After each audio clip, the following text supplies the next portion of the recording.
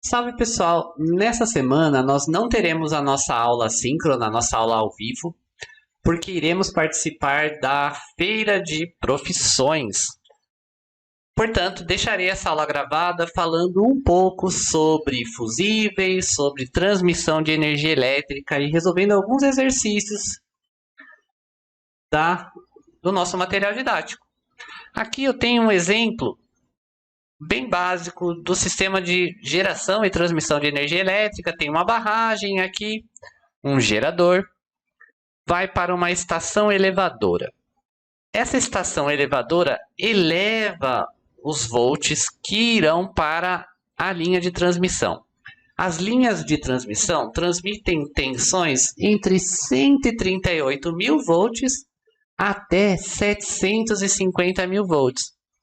Chegando na subestação abaixadora, esses valores são reduzidos, valores na casa de 69 mil.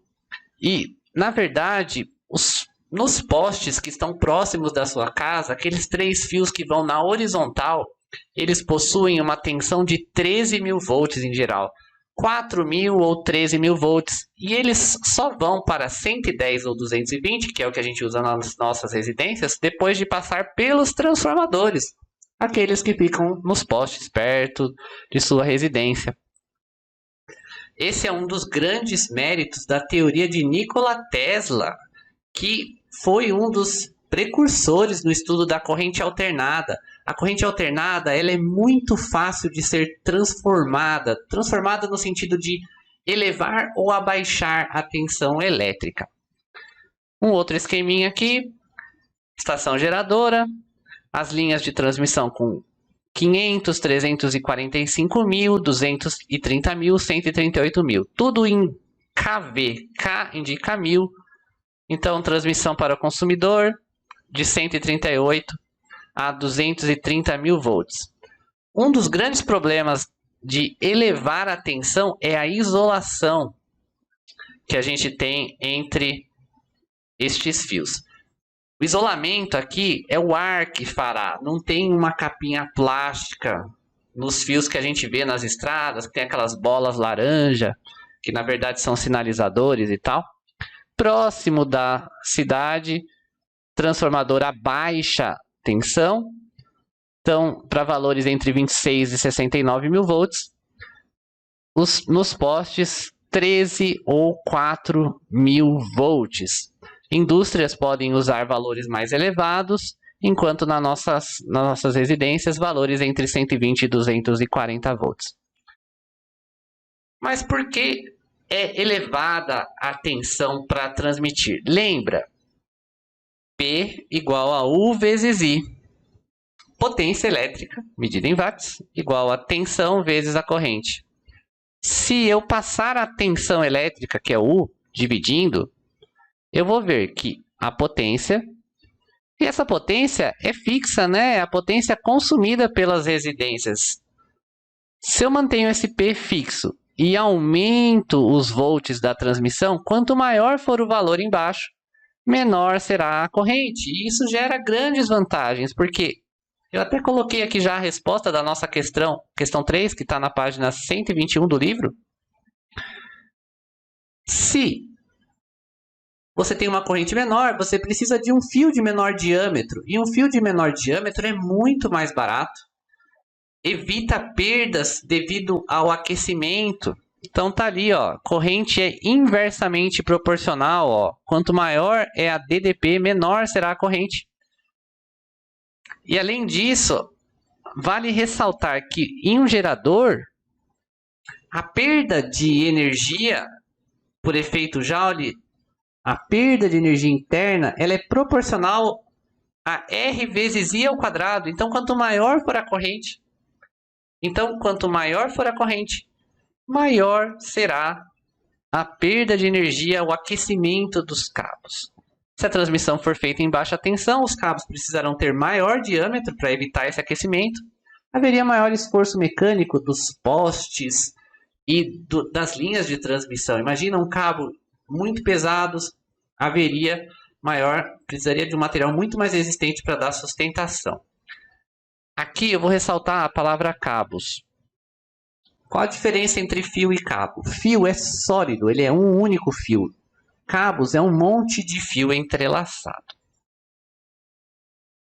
Algumas equações importantes desse módulo que nós estamos encerrando. Primeira lei de Ohm, U e potência elétrica é U vezes I. Muita gente acaba guardando isso como π. A ordem dos fatores não altera o produto.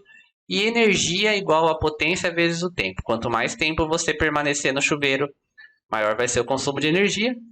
Quanto maior for a potência do seu chuveiro elétrico, quanto maior for a potência do equipamento que você está usando, mais energia ele vai consumir.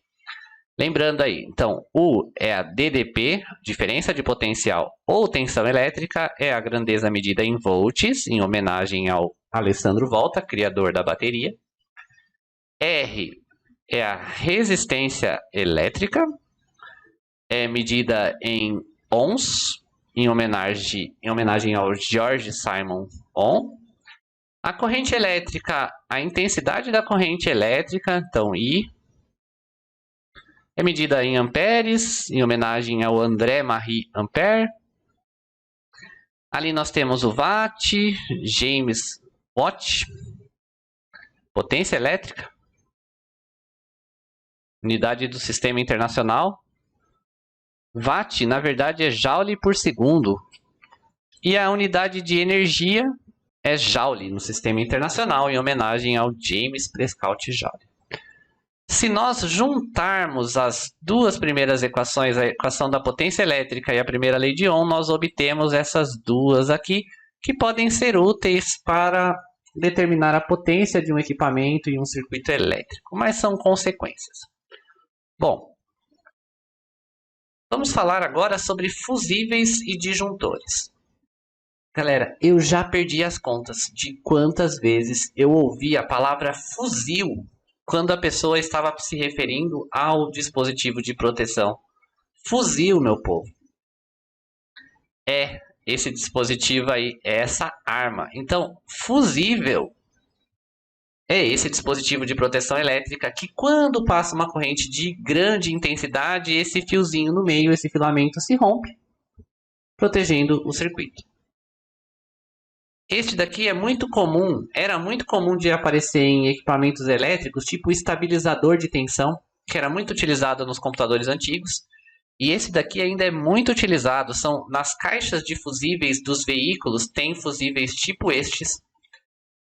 A corrente máxima que ele suporta é regulada, a cor indica qual é esse valor. Um erro muito comum em fusíveis de veículos é assim, a pessoa teve um problema elétrico no carro, queimou esse amarelinho aqui, vamos dizer. Eu não sei o valor, vamos dizer que seja 2 amperes. Queimou, a pessoa substituiu, colocou outro lá, rompeu de novo. Daí o que a pessoa vai lá e faz? Ao invés de procurar o defeito, para procurar o que está em curto no veículo, coloca um fusível de maior valor. E isso pode danificar peças muito mais caras no carro. Então, tomar cuidado com isso aí no futuro, quando vocês tiverem seus veículos. Diferente do fusível, que quando passar uma corrente muito alta, pode jogar fora, ele já era. Até tem uma galera que faz umas gambiarras ali, passa fiozinho por fora. Se o fusível queimou, é porque houve uma sobrecarga no circuito. Se houve uma sobrecarga, tem que ser investigado. Os disjuntores, quando há um curto-circuito, quando há uma passagem de corrente muito elevada, eles caem, ou seja, desliga. Aqui normalmente vem indicado qual é a corrente máxima que ele suporta. Vamos dizer que seja 20 amperes. Em algum lugar vem indicado. Isso aqui é uma imagem genérica que eu peguei. Este disjuntor, só por curiosidade, ele é o padrão americano, enquanto o branquinho, na verdade ele é cinza, é o europeu. Disjuntor tipo NEMA, disjuntor tipo DIN. Este daqui, ele tem uma resposta mais rápida no caso de problemas elétricos. Em caso de curto-circuito, ele acaba respondendo mais rápido. Na prática, os eletricistas acabam chamando esse de disjuntor preto, esse de disjuntor branquinho, pelo simples fato da cor do equipamento, mas a lógica é a seguinte: passou uma corrente muito alta, acaba aquecendo, nesse caso aqui, ele desarma, e depois de um tempo, depois que esfriar, você até consegue ativar novamente o disjuntor. Vamos ao exercício 24. Circuitos são protegidos por fusíveis ou disjuntores. E ele está falando que tem um circuito protegido, um circuito que está ligado a uma rede de 110 volts, protegido por um fusível de 15 amperes. Ou seja, a máxima corrente que passa por esse fusível é 15 amperes. Corrente maior do que isso, ele rompe. Sabendo que já tem uma lâmpada de 150 watts, a pergunta: qual é a potência máxima de um ferro que pode ser ligado simultaneamente? Então, quero saber qual é a potência deste ferro, sabendo que a potência da lâmpada é de 150 watts. Basta calcular qual é a potência máxima que o fusível vai aguentar. U vezes I. 110 vezes 15, que resulta em 1.650 watts. Então, a potência máxima, 1.650. Mas a lâmpada vai consumir 150 destes watts. Então, eu vou fazer uma subtração, 1.650 menos 150. Isso resulta em 1.500 watts. Então, a potência máxima que o ferro de passar pode ter é de 1.500 watts. E ainda assim, se o ferro tiver uma potência de 1.500, a gente vai estar numa situação muito próxima do limite. Pode ocorrer o rompimento do fusível. Exercício 25. A lógica é a mesma, inclusive o livro trouxe valores iguais aqui, ó. Só que ao invés de fusível é um disjuntor. Tensão 110. Corrente 15 amperes. Então a gente já fez essa conta no exercício anterior. A gente já sabe que a potência máxima que esse circuito elétrico protegido pelo disjuntor vai aguentar 1.650 watts. Tem um aquecedor de água, para mim isso é uma cafeteira. Um ferro de passar, e lógico, uma cafeteira aquece água. Um ferro de passar de 770 watts e lâmpadas de 100 watts, conforme a figura a seguir. Quais equipamentos podem ser ligados um de cada vez? O único que não vai poder ser ligado neste circuito é o aquecedor de água. Todos os outros, ok, 770 e 100. Então, isso era na letra B. Isso era na letra A, meu povo. Vamos para a letra B agora. Se apenas lâmpadas de 100 watts são ligadas na rede elétrica, qual o número máximo que podem ser simultaneamente ligados? Uma lâmpada, 100 watts. Eu quero saber quantas lâmpadas podem ser ligadas se a minha potência... Aqui dava para ir até por tentativa e erro, né, meu povo? Regra de 3. 100x igual a 1.650. O 100 passa dividindo. Eu obtenho o valor de 165 dividido por 10. Que é igual a 16,5 lâmpadas. Essa não é a resposta, tá, galera? Porque não tem meia lâmpada. Então, eu vou ligar 16 lâmpadas no máximo, porque 16 lâmpadas, cada uma com 100 watts, já vão consumir 1.600 watts.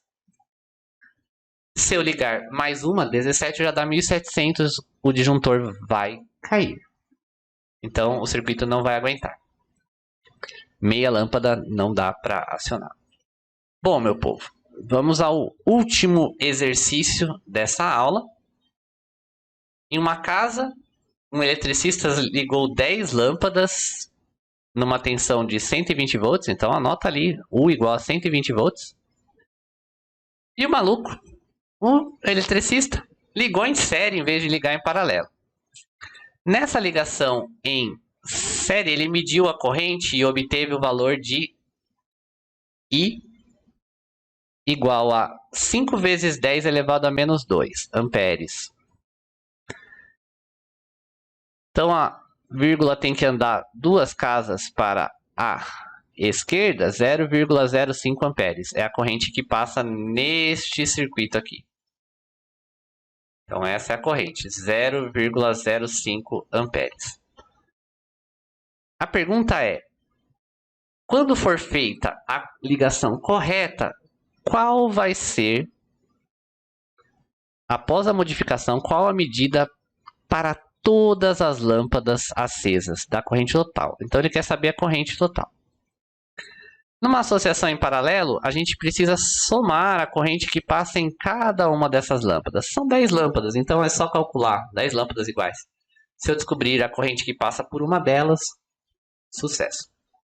Mas antes, eu posso usar aqui U igual a R vezes I. A corrente vai ser igual a U dividido por R.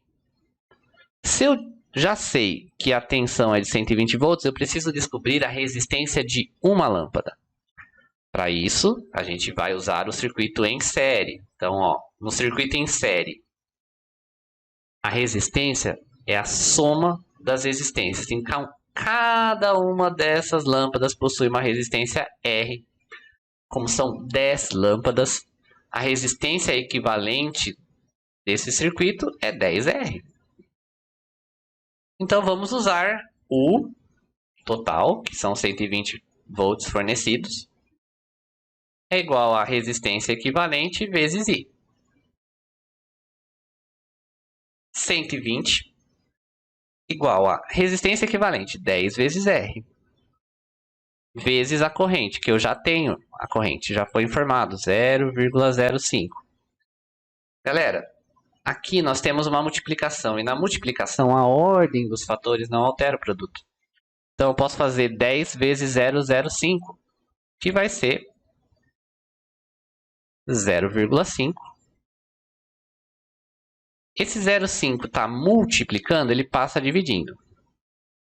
120 dividido por 0,5 é igual a R. A resistência de uma lâmpada, dividir ao meio é a mesma coisa que multiplicar por 2. Não esquece disso, povo. 240 ohms. A resistência de uma lâmpada. Agora, vamos para o circuito correto. Circuito em paralelo. Eu já escrevi que I é igual a U dividido por R. Aqui são 120 volts. Na ligação em paralelo, todas as lâmpadas recebem os mesmos volts, a mesma diferença de potencial. Corta um zero. 12 dividido por 24, dá para simplificar por 12, em cima e embaixo vai ficar 1 sobre 2. 12 dividido por 12 dá 1, 24 dividido por 12 dá 2. 0,5 amperes cada lâmpada. As 10 lâmpadas será 10 vezes 0,5, 5 amperes. Com isso a gente encerra a aula de hoje. A gente se encontra na nossa próxima aula ao vivo. Valeu, pessoal!